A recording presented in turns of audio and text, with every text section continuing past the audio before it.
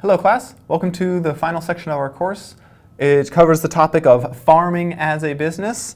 And so we're moving on to the management side of urban agriculture.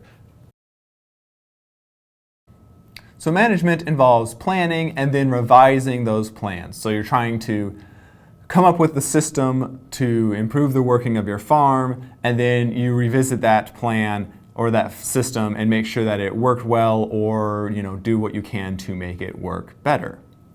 Now, all these plans are best first done on paper or in digital form because that lets you line everything up and see everything as one whole piece, and then encounter any potential problems, hopefully first on paper, because it is cheapest to fix problems before they've actually occurred in reality.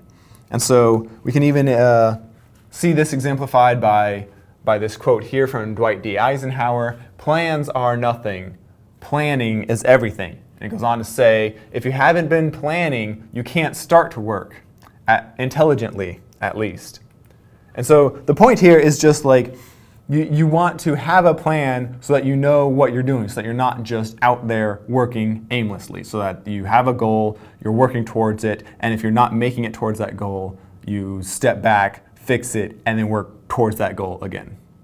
When we talk about urban farming, so much of the focus is on the field work or the market sales, but really a lot of what happens on the farm comes from the armchair. It comes from you sitting down somewhere and making your plans. There's a whole section of this book, Fearless Farm Finances, Farm Financial Management Demystified. They've got this whole section of this interview with a farmer who talks about the importance of sitting in his office, visiting his numbers, and just seeing how the farm works on paper so that he can then push things around and experiment with things and just kind of look at it all from a more management perspective. So we're looking at management from a vision perspective, from the day-to-day, from finances, and then including the human element. So when we're talking about vision, this is the big picture. Who do you want to supply? Do you want to, what marketplaces do you want to serve? Do you want to be the leafy green and microgreen supplier for a third of your city? Your management approach to the day-to-day operations includes things like how to automate simple tasks like recording sales or forecasting sales and populating a market supply list so that you can pack everything you need for the market. This includes things like even automating or at least simplifying your seed orders. Your day-to-day is often filled with just returning phone calls and emails to prospective or current clients. And then you're also just every day you're following some kind of planting, harvest, maintenance schedule, right? So this is the lifeblood of your farm. An urban farm manager is concerned about finances much more than just how much money do we make at a certain market, though they definitely want to track that. They're also looking at things like a cost-benefit analysis. Which crops are most worth it to grow versus which ones take a lot of time and don't make much money or don't sell very much of. All right, and then the human element. So something to remember about your urban farm is that people are coming to you for much more than a simple transaction, right? They could probably get everything you've got to offer. Unless you're careful, they could get everything you have to offer for cheaper and easier at a grocery store. And so you need to position yourself to be conscious about the human element. Why are people buying from you? It's often the relationship that you are developing with them, that they're coming to see you. They're not just buying your bunch of beets. They're buying from a local farmer. They're buying from someone they know. They're buying from someone whom they want to support.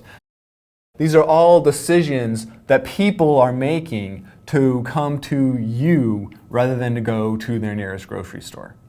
All these various aspects of managing your urban farm are kind of hard to track if you just have them all over the place. And so we're going to develop something called we're going to fill in a business model canvas so that all these different questions, all these different answers, everything about your farm is going to be in one place. So this will be our business model canvas. It doesn't look like much now, but as we move along, you'll be filling in customer segments here. So which kind of people would buy from your farm? We'll be filling in things like channels of distribution, key activities and partnerships and cost structure and revenue and your value proposition. What is it people value about everything that you sell, about particular parts of what you sell? Like maybe they value something with your zucchini different than they value with your cut flowers.